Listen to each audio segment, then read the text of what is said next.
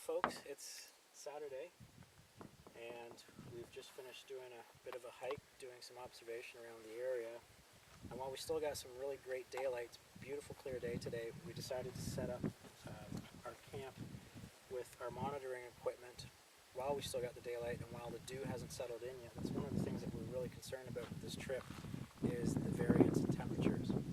We've got days like today where right now we're in short sleeve shirts. It's nice outside. It's got a bit of, there's a bit of a breeze, and we're doing okay with the temperatures. We're around 64 to 66 degrees right now. With the sun beating on us, we don't really care about the temperatures, but as soon as that sun disappears, it goes behind the trees, it gets really cold really quickly. We have to put our jackets on, and equipment like this starts to take a beating. It starts to get a little bit of moisture condensation on it, and we have to make sure we take care of it. This is why we've left it inside the vehicle, so if we have to, we start the vehicle, warm it up, and keep it running while it's doing its job outside. And speaking of doing its job outside, what we have here is a DVR, and this DVR here is a 4-channel system. We've got 2 channels hooked up right now. We've got one on the northwest end of the camp, and it's basically overlooking our camp. And you can see it there as Tim is panning. We've got a camera with a DVR cable, and this cable here carries not only the video signal, but the power signal as well. It comes up and hooks in with a connector, and there's an array of infrared LEDs which project light during the nighttime hours so that we can illuminate this area. Now, we don't think this is going to be really an issue for tonight, because we have a campfire that's going to be started up right over here, and this campfire may project enough light that we might be able to keep this in color mode. If it's in pitch black mode or IR mode, it'll be in black and white, and that's common with most IR cameras. This is a Lorex camera, and this is a very narrow field of view on this. This is probably about a 10 to 14 millimeter field of view on this. Moving back to the vehicle, where we've got the electronics, one of the other reasons why we kept the equipment in the vehicle is because we have to power it. Now, most of this equipment here runs off of battery power or 12-volt supplies, but one of the things that we ran into in the past when we were up at the La Cloche mountain range is that cables like this, when they're used in very long runs, now this one here is only about a 60-foot cable, but cables like this start to lose voltage and power over long runs, and you end up with a very poor video signal. One of the things that we've done is made sure that we've had 110 AC available to use the adapters that were meant to be used with these cameras for the long runs to ensure that we've got the correct power. So because we're using 110, we have to attach it to the vehicle to power the inverter, to power this system. The DVR is 12 volts, the cameras are 12 volts. We could hook it up to a 12-volt battery, but as we've done in the past, we've hooked it up, and it's given us poor results after about an hour or two. So we're going to stick with the inverter and make sure that we've got a good quality signal. This cable here, this is the real winner. This is the one that might be the meat and potatoes of this trip, because this one here is about 150 feet long, and it goes way out and around to where we're going to set up a dummy camp. And we've got the camera set up kind of off of the trail. It's a game trail, and if you can imagine it, the camera's on the right hand side overlooking a Y that branches off to one trail to another trail, and overlooking this area is a Bushnell trail camera, so that we've got full coverage of this location. There's nothing that's going to be able to get through there without notifying us through the DVR and through the IR system. We've also got an IR alarm, so nothing is getting through there. And we think this one's going to be a really good area to do some wildlife detection because of the footprints that are there that are relatively fresh, and we're talking some big moose.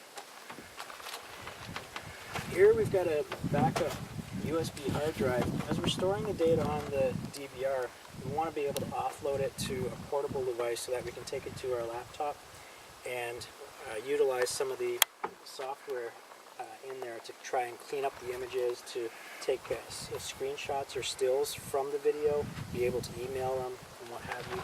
So this is our backup device and our archive device, And of course we got our monitor. Now this here is actually a wireless PVR or DVR. This has the ability to be utilized as a 4-channel wireless camera receiver. And the wireless cameras that we use could vary from anything from something that would fit in the palm of your hand to something that's the size of a sugar cube. One such camera we've got here, it's a tiny little camera. It's got audio and video capabilities. And if we hook an antenna up to this, which I've got here, we call it a cantenna. If we hook this antenna up to this device and then mount this on a tripod using the tripod adapter, we would point it towards the wireless camera, and we would be able to greatly extend the range in which the wireless camera operates. We've used this successfully in the past, and we actually did some testing yesterday, and I was able to walk well into the bush with Tim using the receiver, pointing the antenna towards me and still getting an adequate signal. So this is something else that we can utilize on trips like this.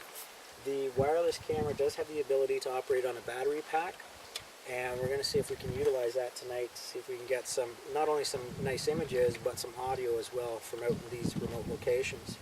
This is more or less line of sight, but utilizing this sort of antenna, you've got a bit of gain, and you're able to go past the tree line a little bit to get a little bit more action captured, rather than having to stay near field where the animals might be a little bit more timid to come in.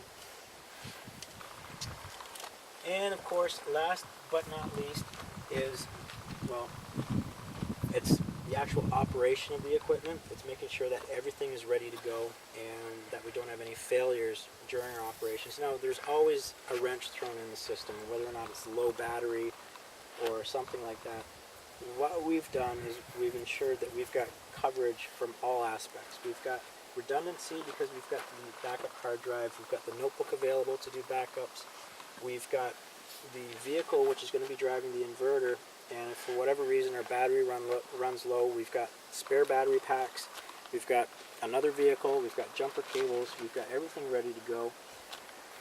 Even down to communications and making sure that we've got the ability to communicate with people on the outside world and send emails and send timely updates.